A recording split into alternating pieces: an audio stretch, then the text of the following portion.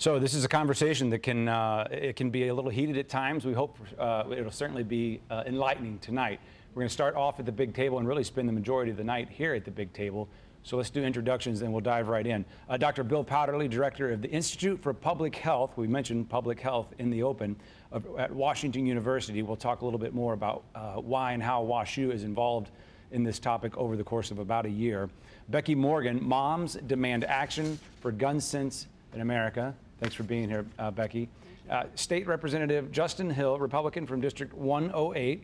Thank you for being here as well. And also Anders Walker, professor of St. Louis University School of Law. Okay, Becky, I'll start with you because we have a couple of academics, we have a lawmaker, and how we have a mom's organization. Tell me, particularly you personally, what brings you to this conversation? Because I gather it's rather personal. It is indeed. And first of all, let me tell you how Moms Demand Action formed. We are a fairly young group. We formed the day after the horrific shooting in Newtown Elementary School, in Sandy Hook. Right, exactly. When 20 little first graders and 6 educators were shot and killed in under 5 minutes.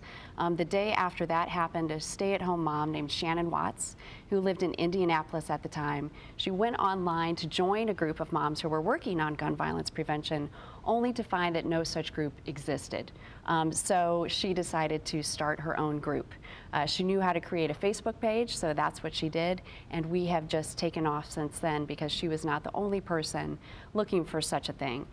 We very quickly established chapters in all 50 states of the country, even Alaska, even Hawaii, and today, less than 3 years out, we have 3 million members nationwide.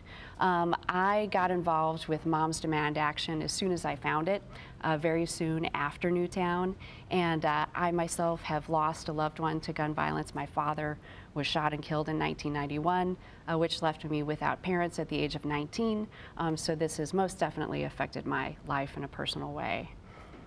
Personal at Washington University, if I understand it correctly, in terms of the chancellor losing someone that he and his wife had been mentoring to gun violence here in St. Louis, and now I guess so the next question is, as we establish everyone's interest at the table, what is a man that deals in public health doing in a conversation like this? So you started the conversation pointing out that more people in the United States this year will die as a result of gun violence than road accidents. It's 32,000 people.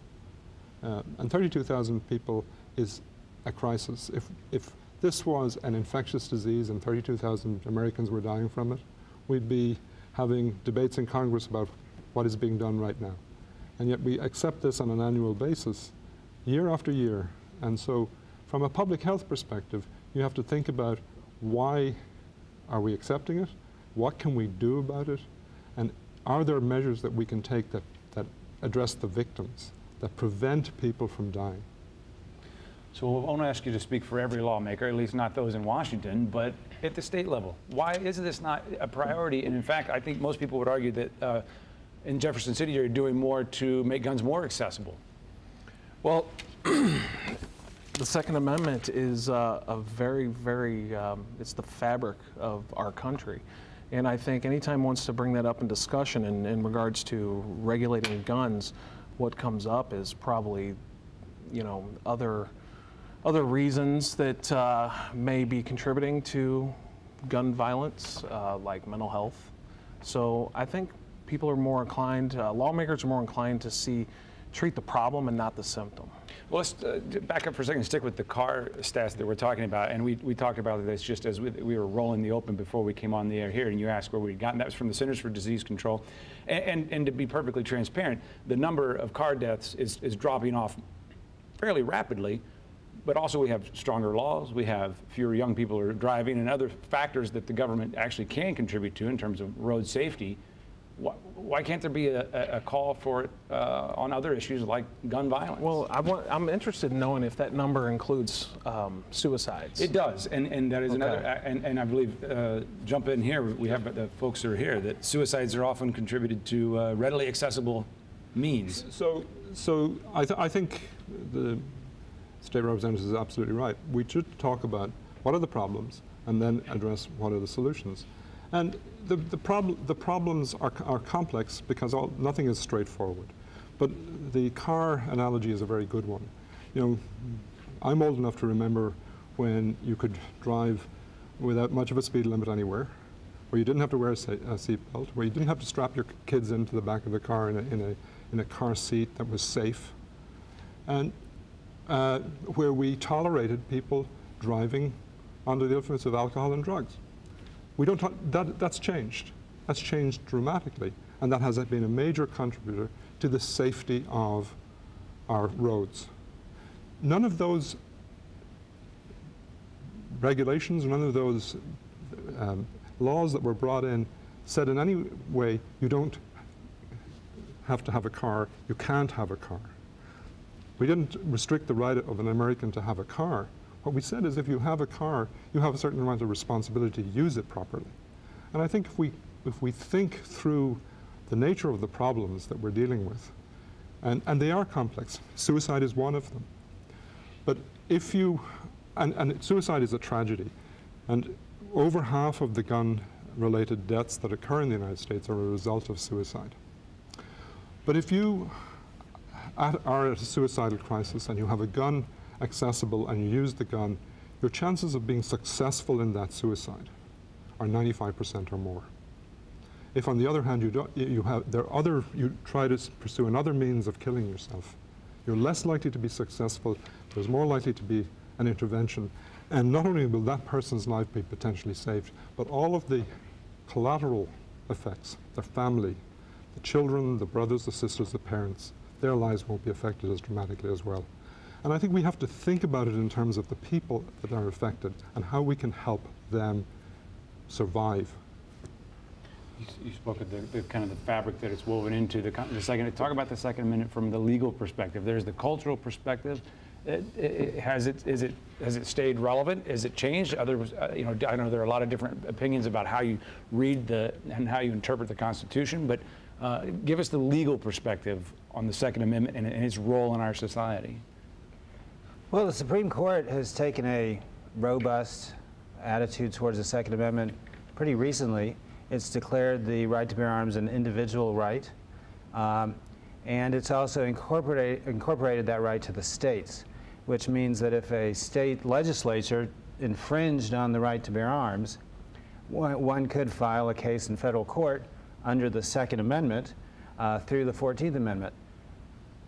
The court seems to be big on the right to bear arms, and what remains to be seen is whether the court will extend that right to concealed carry, open carry.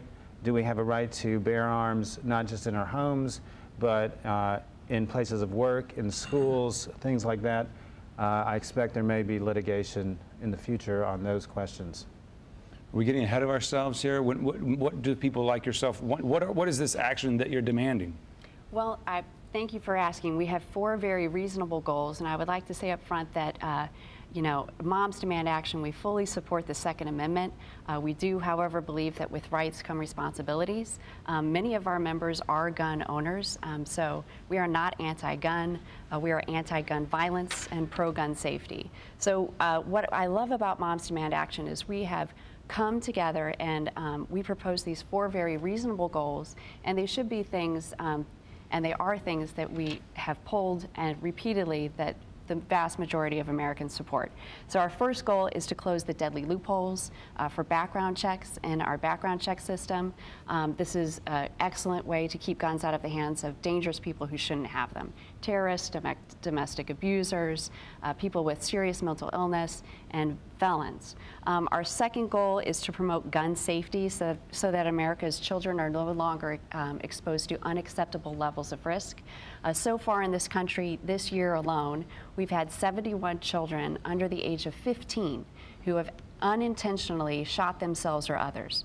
You know, again, if it was 71 children who were killed by ISIS or Ebola, you better believe this is something that we would be talking about every day. But 71 children by guns, and somehow people don't know that number and we're not talking about it. So one of our goals is to raise awareness on that and to start bringing those numbers down through our gun safety program. Our third goal out of 4 is to support reasonable limits on where, when, and how loaded guns are carried and used in public. The vast majority of Americans would agree, you know, when you go to the grocery store or Target or Starbucks, you don't want to be in an aisle and see a guy or a group of people next to you openly carrying AR-15s. So that's a discussion that people need to have. What is acceptable? What do we want to see?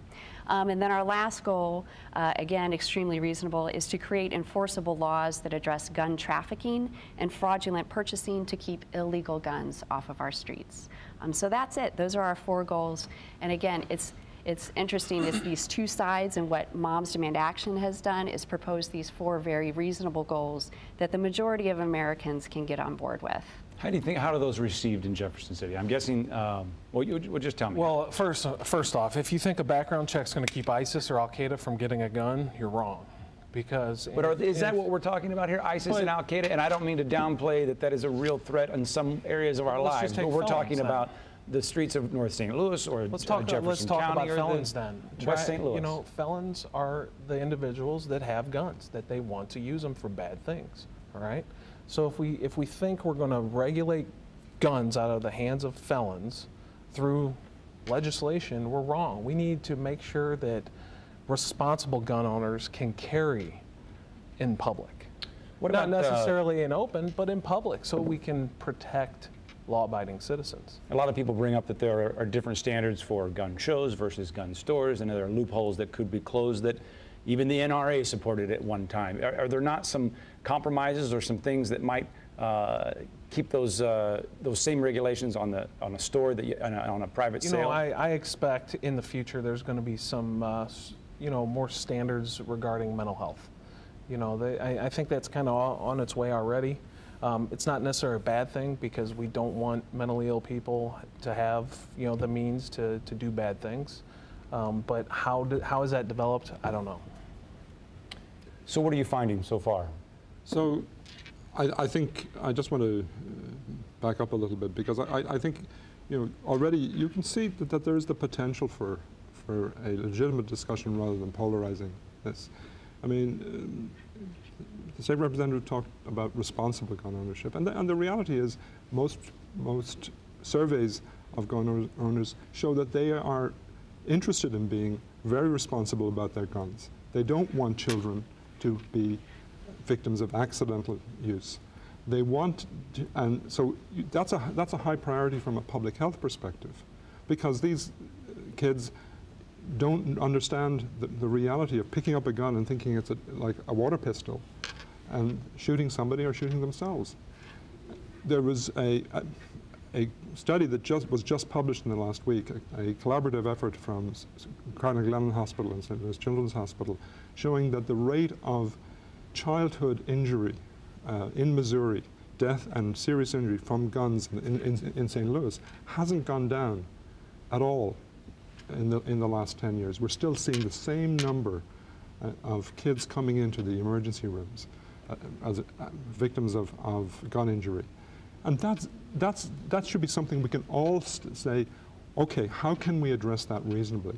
Most responsible gun owners want to be able to be assured that the gun is accessible for people who want to use them responsibly. And the last thing they want to do is have their son, their daughter, or their grandchild killed because it was not in a safe and secure environment.